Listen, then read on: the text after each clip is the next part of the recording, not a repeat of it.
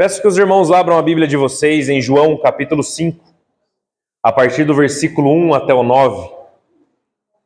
João capítulo 5, versículo 1 ao 9.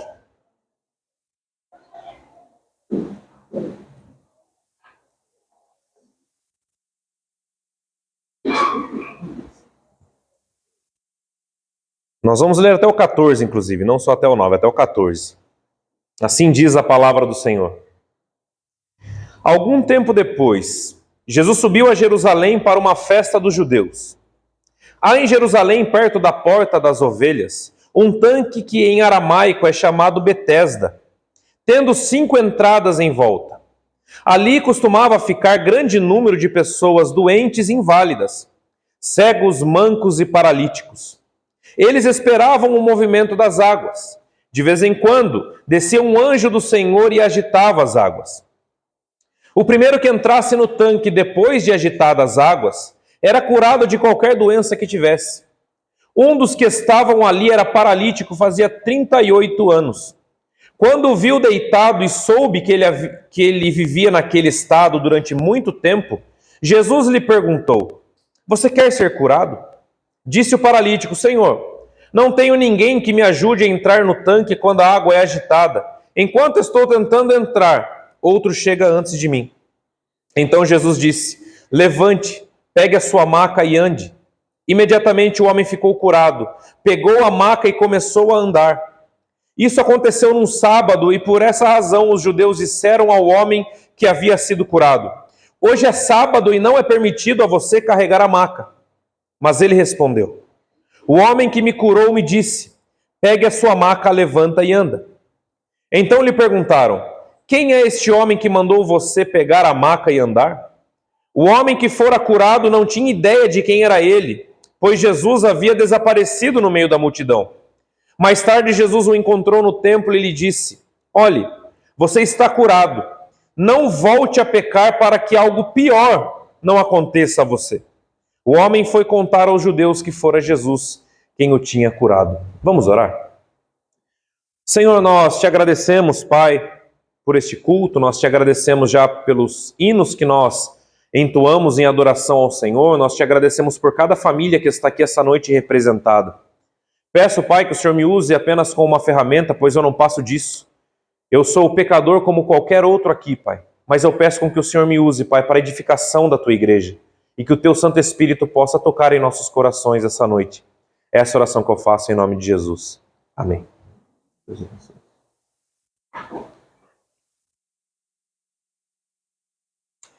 Esse é um texto bem conhecido, né? É um texto, creio que muitos de vocês já leram, já ouviram outras pregações a respeito do paralítico que foi curado no tanque de Betesda.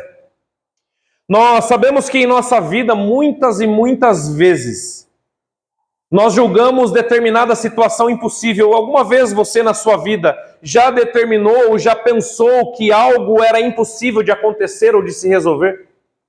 Alguma vez você já olhou para algo e disse: "Isso é impossível, isso não dá, não tem como isso acontecer, não dá, está além de mim." Muitas vezes nós aguardamos ansiosamente pelo nosso milagre, mas muitas vezes o nosso milagre ele demora para aparecer, ele demora para chegar, ele nunca chega. Parece que Deus não nos ouve, parece que Deus não move um dedo em nossa direção. E parece que o nosso milagre ele vai ficando ali estocado, esperando o tempo de Deus. E é isso mesmo que acontece. Mas muitas vezes a nossa impaciência faz com que a gente muitas vezes jogue a toalha. Sabe qual a maior crise que o ser humano tem com Deus? O tempo. Senhor, eu preciso para hoje, eu preciso para agora, porque eu preciso que o Senhor resolva o meu problema neste exato momento. Não é assim? E Deus ele faz as coisas ao contrário do que nós queremos. Deus ele faz no tempo dele, do jeito dele, da forma com que ele quer fazer, porque a vontade dele é boa, perfeita e agradável. E eu sempre digo isso. Se a vontade dele é perfeita, tem como melhorar algo perfeito? Não tem. Então Deus ele faz as coisas da forma dele. E muitas vezes nós estamos buscando o nosso milagre e a solução para os nossos problemas nos lugares errados. Esse é o terceiro domingo que nós estamos pregando sobre a cura. Nós pregamos sobre a cura da mulher no poço de Jacó, né, a mulher samaritana. Falamos sobre a cura de Naamã. E hoje nós vamos falar sobre um homem que estava há 38 anos, paralítico na beira de um lago, na beira de um tanque, esperando o seu milagre chegar. Ele era um homem que, assim como a mulher samaritana, assim como a mulher do fluxo de sangue, que estava há 12 anos com hemorragia, estava colocando as suas esperanças no lugar errado. Estava colocando as suas esperanças e buscando o seu milagre no lugar errado. E este homem estava confuso, desacreditado e ao mesmo tempo colocando mais uma vez a sua fé no lugar errado. Versículo 1, acompanhe comigo. Algum tempo depois, Jesus subiu a Jerusalém para uma festa dos judeus. Antes de ir para Jerusalém participar dessa festa dos judeus, que nós não sabemos qual era, porque o texto não nos mostra, Jesus ele havia passado em 2 lugares antes disso. Jesus ele tinha ido a Samaria para falar com a mulher no poço. Jesus havia revelado a ela tudo o que ela tinha vivido, né? Ela já teve 5 maridos e o 6º não era marido dela, aquela história toda que os irmãos conhecem.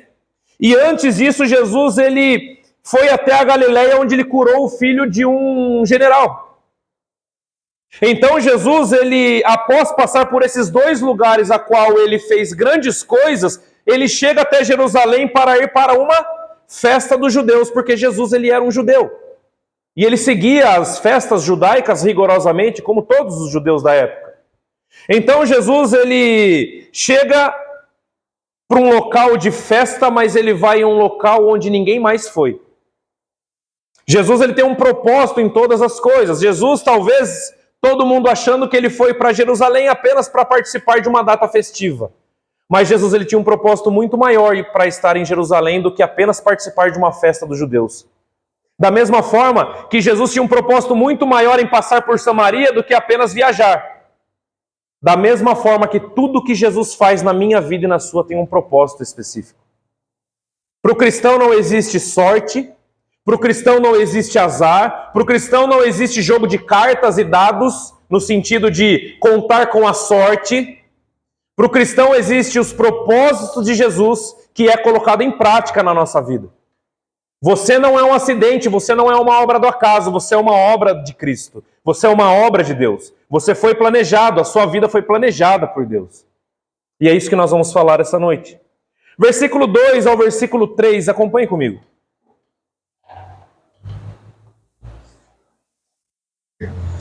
Há em Jerusalém, perto da Porta das Ovelhas, um tanque que em aramaico é chamado Betesda, tendo 5 entradas em volta. Ali costumava ficar um grande número de pessoas doentes e inválidas, cegos, mancos e paralíticos. Eles esperavam o movimento das águas. Jesus ele chega em Jerusalém para festejar. Jesus ele chega em Jerusalém para participar de uma festa, como nós já falamos. Todo o povo estava na festa, todo o povo estava reunido. Mas Jesus ele vai até o tanque de Betesda para encontrar com este homem. Jesus já sabia da existência desse homem. Jesus já conhecia aquele homem mesmo antes desse homem conhecer a Jesus. Então Jesus vai até este tanque de Betesda. Sabe como funcionava esse tanque de Betesda? O que era o tanque de Betesda? O tanque de Betesda ele era um local específico e separado em Jerusalém, onde todos os deficientes físicos ficavam jogados ali. Naquela época, uma pessoa com alguma deficiência física ela era considerada alguém válida para a sociedade, porque ela não trabalhava e tampouco pagava os impostos aos romanos. Então todos os deficientes físicos, eles ficavam em volta do tanque de Betesda, porque ali era onde ninguém mais queria passar, porque ali era o local dos inválidos para aqueles dias. Mas quando todos se reuniam para festejar, Jesus ele estava preocupado com o necessitado. Quando todos estavam indo para festejar, Jesus vai até o tanque de Betesda. Jesus, muitas vezes, ele vai aonde ninguém mais quer ir. Jesus, ele valoriza aquilo que muita gente não valoriza mais. Jesus, ele foi até onde ninguém mais foi, porque ele tinha um propósito. Jesus, ele tinha um propósito na vida daquele homem. Então ele vai até o tanque de Betesda. Talvez Jesus fosse o único são naquele momento no tanque de Betesda. Talvez Jesus fosse o único homem ali sem nenhuma deficiência física. Mas ele foi até lá para tratar com aquele homem. Porque Jesus, ele transforma muitas vezes o que o mundo despreza e julga inútil. É esses que Jesus, ele transforma para a glória dele. Porque Jesus, para ele, nada é impossível. Para Jesus, nada é impossível. Você e eu, nós podemos olhar muitas vezes para situações e pessoas e achar que nada mais vai para frente, nada vai mudar, nada vai dar certo mais. Mas lembre que num tanque de Betesda, onde só haviam coxos, paralíticos e doentes, foi ali que ele foi para transformar a vida de um homem. Jesus é aquele que vai onde ninguém mais chega. Versículo 4, irmãos, ao 6, acompanhem comigo. De vez em quando descia um anjo do Senhor e agitava as águas. O primeiro que entrasse no tanque depois de agitadas as águas era curado de qualquer doença que tivesse. Um dos que estavam ali era paralítico, fazia 38 anos. Quando o viu deitado e soube que ele vivia naquele estado durante tanto tempo, Jesus perguntou: você quer ser curado? Importante nós analisarmos uma questão aqui que é uma chave neste texto. O versículo 4, não sei se na sua Bíblia, se a sua versão em português ela é a mais antiga ou ela é a mais recente, mas ela está entre colchetes. Vocês sabem o que é o colchetes na Bíblia? Aquele Czinho que aparece antes do versículo e no final do versículo. Vocês nunca repararam nisso? O versículo 4, nas traduções em português mais antigas, colocam o versículo 4 entre colchetes. Por quê? O que significa isso? Significa que o versículo 4 ele não existiu. O versículo 4 ele não existiu nos originais. Foi adicionado pelo copista em português para dar sentido à história, para dar sentido ao texto que João estava narrando. Inclusive, algumas versões mais recentes até tiraram o colchetes. Algumas versões de Bíblias americanas nem colocam o versículo 4. Algumas versões em inglês nem tem o versículo 4 em João 5. Tem o 4, mas não é esse, né? Porque ele não pode pular o 4. Então esse texto ele estava entre colchetes para quê? Para dar sentido à história. Por que o homem estava na beira do tanque de Betesda? Por que ele estava ali? Porque naquela época havia uma crença judaica que descia um anjo do Senhor no tanque, tocava as águas e o primeiro que pulasse no tanque seria curado. Mas essa história ela era uma crendice popular, ela não era real. Ela era apenas uma crendice popular. Porque quando Deus quer curar alguém, ele vai até o tanque de Betesda e cura essa pessoa. Ele não joga dados, ele não joga cartas, ele não balança água e o primeiro que pular é o felizardo. Então esse texto, ele nos diz, ele mostra para nós uma crendice popular. Então aquele homem estava ali e Jesus chega até ele, ele já estava ali há 38 anos. Você sabe o que é isso? Muitas vezes você e eu, nós julgamos que os nossos problemas, eles nunca vão passar. Nós julgamos que os nossos problemas nunca vão passar. Parece que Deus não nos atende, parece que nós já estamos sofrendo há muito tempo. Mas você sabe o que é ser paralítico há 38 anos? E nem por isso Jesus se esqueceu desse homem. Jesus chega até esse homem e faz uma pergunta. Você quer ser curado? Você quer ser curado? O que você quer da sua vida? Você já está aí há 38 anos. Eu estou aqui, o que você quer? Qual foi a resposta do homem, irmãos? Senhor, eu já estou aqui há 38 anos. Sou paralítico.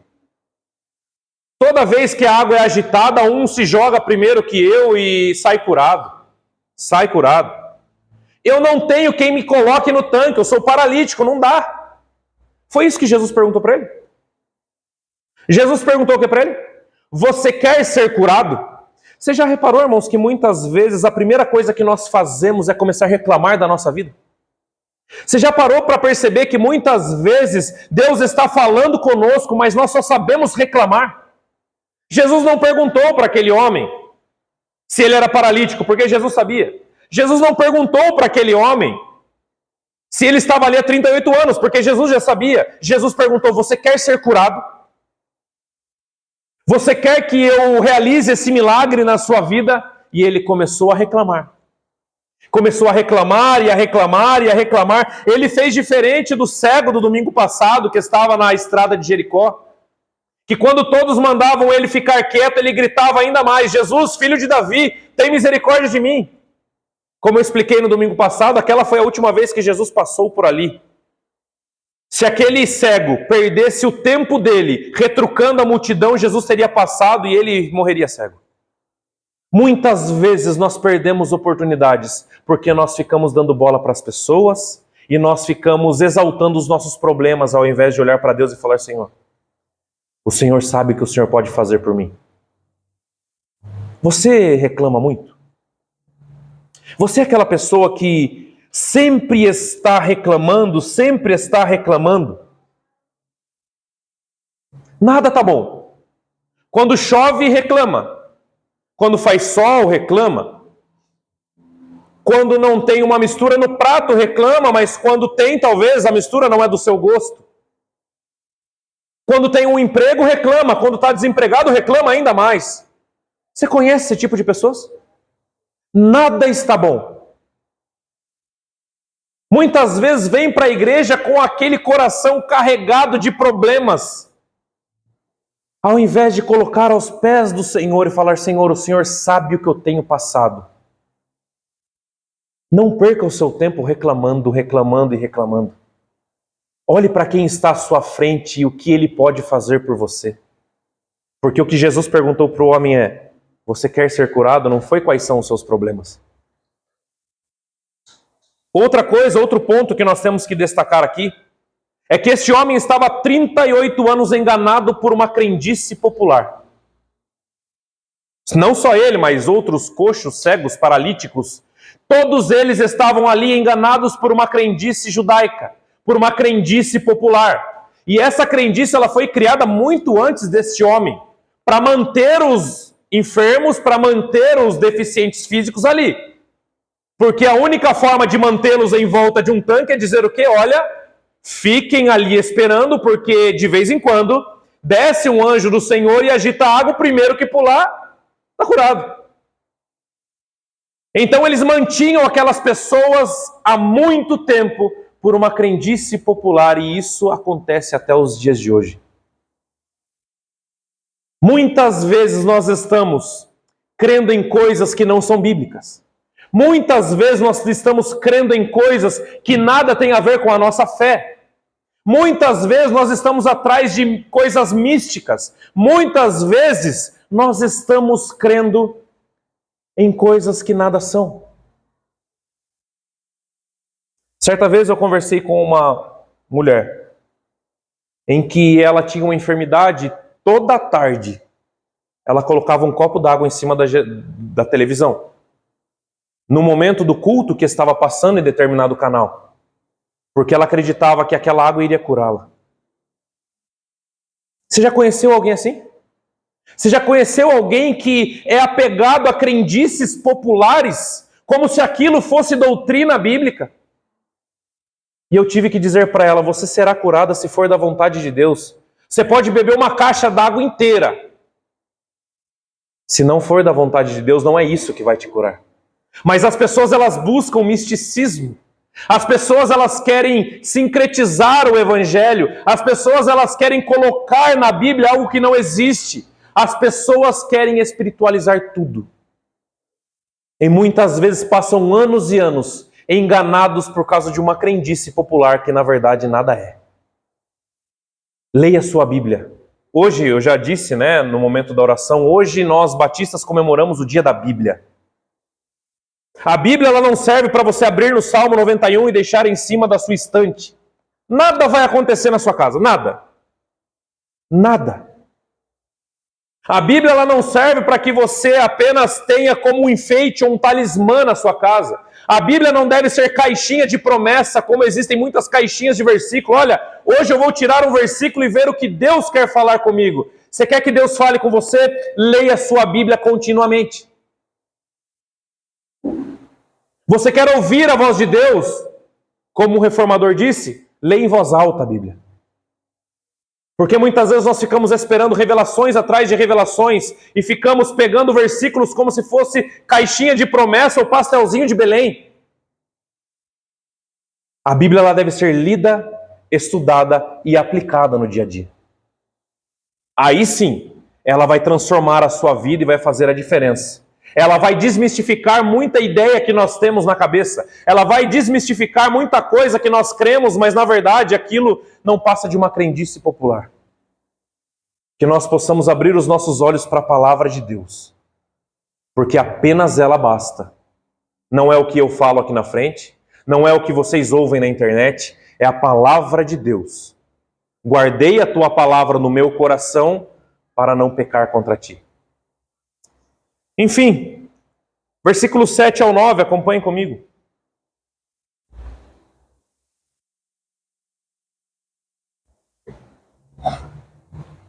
Disse o paralítico: Senhor, não tenho ninguém que me ajude a entrar no tanque. Enquanto a água é agitada, enquanto estou tentando entrar, outro chega antes de mim. E Jesus lhe disse: levante-se, pegue a sua maca e ande. Imediatamente o homem ficou curado. Pegou a maca e começou a andar. Você quer ser curado? Você quer ser curado? Pega a sua maca, levanta e anda. Os irmãos lembram quando Jesus ele curou um outro paralítico? Ele estava pregando numa casa lotada. E quando Jesus estava no seu sermão, no seu ensino, a Bíblia diz que se abriu um buraco no teto porque 4 pessoas subiram com um amigo paralítico. E começaram a descer esse paralítico perante Cristo. E Jesus diz para ele: olha filho, dessa vez os seus pecados estão perdoados. Jesus diz para um paralítico que os seus pecados estão perdoados. Muitas vezes o que Deus quer para nós parece contraditório aos nossos desejos. Aquele homem ele queria andar. Aquele homem ele queria sair andando dali, ele não queria perdão de pecados. Ou vocês acham que os amigos fizeram todo esse esforço para ele ser perdoado dos pecados? Jesus já havia feito muitos milagres naquela região. É óbvio que eles pegaram um amigo paralítico para quê? Para que ele andasse. Muitas vezes a visão que Jesus tem dos nossos problemas é muito diferente do que nós temos sobre nós mesmos. Aquele homem achava que o problema maior da vida dele era ser paralítico. Jesus olhou para ele e achou que o maior problema da vida dele era ele estar indo para o inferno. Será que muitas vezes o seu problema, que você julga ser o seu problema, é realmente o seu maior problema? Será que muitas vezes você não tem dado ênfase para coisas pequenas na sua vida e deixado o foco das coisas de lado? Será que você não tem deixado a sua vida espiritual de lado porque você se preocupa tanto com outras coisas e deixa Cristo de lado em segundo, em terceiro lugar na sua vida? Qual é o seu problema? Se eu perguntar para você hoje qual é o seu problema, se Jesus perguntasse para você hoje qual é o seu problema, o que você quer que eu faça? Qual seria a sua resposta? Qual seria a sua resposta? A Bíblia diz que imediatamente esse homem, depois de 38 anos, ele deu um passo novamente. Depois de 38 anos enganado por uma crendice popular, ele de fato conheceu o Todo-Poderoso. Depois de 38 anos no engano, na frustração, na derrota, ele conheceu de fato quem era o Deus verdadeiro. E ele deu o seu primeiro passo depois de 38 anos. Só Jesus pode fazer algo que ninguém mais pode. Mas vocês repararam uma coisa? Este homem estava colocando a esperança dele num tanque. Esse homem estava colocando a esperança dele num tanque. Porque de vez em quando as águas eram agitadas, não é? De vez em quando agitava as águas e o primeiro que pulava era curado. Ele estava colocando a esperança dele no lugar errado. Assim como a mulher samaritana que estava colocando a sua esperança de ser feliz em casamentos, em relacionamentos. Vocês repararam que o único que pode te dar uma felicidade plena não é o seu marido, não é a sua esposa, não é os seus filhos, não é o seu emprego, o seu dinheiro, ou seja, qualquer coisa. O único que pode satisfazer você plenamente é Cristo. O único que pode satisfazer você é Cristo. Certa vez foi dito que dentro de nós existe um abismo mais tão grande, que ele é exatamente do tamanho de Cristo. Você muitas vezes pode procurar felicidade em relacionamentos, em trabalho, em dinheiro, em qualquer outra coisa. Qualquer outra coisa que o mundo possa te oferecer, você pode correr atrás e buscar a sua felicidade. Mas eu posso garantir para você que felicidade eterna só há um caminho. Você pode ter uma vida bela nesta terra, você pode realizar todos os seus sonhos nessa terra, você pode ser conhecido nessa terra, mas a grande pergunta é, quando você chegar naquele dia lá em cima, o que Cristo falará para você? Vinde benditos de meu Pai, ou apartai-vos de mim? Qual frase você espera ouvir da boca de Jesus naquele dia? Coloque as suas esperanças nele, somente nele. Ele é o único digno de toda a nossa vida. Viva para ele, dê o seu melhor por ele. Porque somente ele jamais vai decepcionar eu e você. Não se decepcione bebendo águas que o mundo aí fora oferece. Porque assim como ele disse para a mulher samaritana, eu sou a água da vida. Aquele que beber desta água jamais terá sede de novo. Sabe o que é isso? Jamais vai querer experimentar qualquer outra coisa aí fora. Porque eu sou a água da vida. Qual água você tem bebido aí fora? Qual água você tem bebido aí fora? Irmãos, vamos para o versículo 14. Diz assim: mais tarde Jesus o encontrou no templo e disse: olhe, você está curado, não volte a pecar, para que algo pior não aconteça a você. Irmãos, aqui é importante nós contextualizarmos. Nem tudo que nos acontece de ruim é consequências de pecado. Um exemplo. Jó, a Bíblia diz que ele era um homem íntegro e justo, não é isso? Inclusive Jó 1:1 diz assim: havia um homem chamado Jó, homem íntegro e justo, e sofreu tudo o que ele sofreu. Agora existe, não sei se vocês lembram, quando Jesus estava com os seus discípulos, eles veem um cego e perguntam: mestre, quem pecou para que ele nascesse assim? Foram os seus pais ou foi ele? Jesus disse o quê? Nem os pais dele, nem ele. Ou seja, nem tudo que nos acontece de ruim é consequência dos nossos pecados. Mas existem coisas de ruins que acontecem que são efeito dos nossos pecados. Jesus encontra com esse homem e diz o quê? Você está curado, não volte a pecar, para que algo pior não lhe aconteça. Então, muitos historiadores e muitos teólogos afirmam, porque esse texto ele deixa claro, que este homem estava paralítico há 38 anos, por algo que ele cometeu que nós não sabemos o que é. Porque Jesus alerta, não volte a pecar. O que Jesus está querendo dizer? Olha, viva perfeitamente, não peque mais? Não. Porque aquele homem é um pecador como todos nós e nós pecamos todos os dias. O que Jesus estava querendo dizer? Lembra daquele pecado lá? Não cometa mais. Porque se você cometer aquele pecado de novo, algo pior pode lhe acontecer. Sabe o que Jesus está nos ensinando? Que as consequências dos nossos erros aparecem, uma hora ou outra. As consequências do que nós fazemos aparecem, uma hora ou outra. E Deus permite muitas vezes que nós venhamos a colher os frutos dos nossos pecados para nós olharmos os nossos erros. Não é porque Deus não nos ama. Ele permite com que você bata a sua cabeça na parede para ver que ela é dura. Só que a grande questão é quando nós reconhecemos isso. O mesmo João, na sua primeira carta, capítulo 1, versículo 9, ele diz: se vocês confessarem os vossos pecados, Ele é fiel e justo para perdoar os seus pecados e purificar vocês de toda injustiça, se vocês confessarem. E o confessar significa reconhecer o que eu fiz, reconhecer os meus erros e que eu preciso de um outro rumo.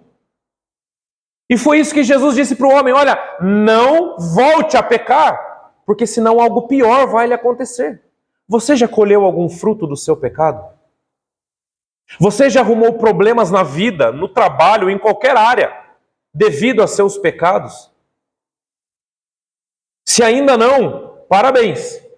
Mas mude de vida, senão você vai colher. E você que já colheu, eu já colhi muitos frutos dos meus pecados. A gente aprende. A gente é moldado. A gente é aperfeiçoado a cada dia mais. Mas nós precisamos confessar os nossos pecados a Deus. E nós não confessamos a Deus porque Ele não sabe. Porque Ele é onisciente, Ele sabe de todas as coisas, Ele é soberano. Nós confessamos a Deus numa demonstração de quebrantamento, dizendo: Senhor, eu errei de novo. Eu errei de novo. Me perdoe, me molda, me transforma. Para que eu não venha colher os frutos dos meus pecados e me afaste do Senhor. Então que nós possamos entender que uma vida sem Cristo é uma vida sem sentido. Uma vida sem santidade é uma vida enganosa. E que nós possamos focar na palavra de Deus, que nós possamos estudar a Bíblia. Gente, muitas vezes você já deve ter ouvido isso de outros pastores, não é? Olha, leia a Bíblia. Você já ouviu isso? Quem é cristão aqui há muitos anos e se converteu ontem já ouviu isso. Olha, leia a Bíblia, estude a Bíblia. E às vezes eu tenho a nítida impressão, irmãos, que para muitas e muitas pessoas isso virou um clichê. Isso virou algo tão normal de se ouvir e não praticar, que parece que isso apenas virou um clichê pastoral. Mas é extremamente importante você ler a sua Bíblia e estudar a palavra de Deus, porque senão você jamais conseguirá viver em santidade. Não adianta você tentar qualquer outro meio de se aproximar de Deus a não ser pela palavra dele, a oração. É um diálogo. Eu leio a palavra dele e ouço ele falar comigo e eu oro para falar com ele. É um diálogo, é uma comunhão. E muitas vezes as nossas Bíblias, ela virou apenas um enfeite na estante. Como diz Paul Washer, às vezes Jesus ele virou apenas um programa de fim de semana. Guardou a tua palavra. Se você já guardou a palavra de Deus no seu coração, para não pecar contra Ele, comece a focar no que realmente importa. Pare de olhar para crendices. Pare de esperar a água mexer. Pare de esperar a água movimentar para você pular primeiro.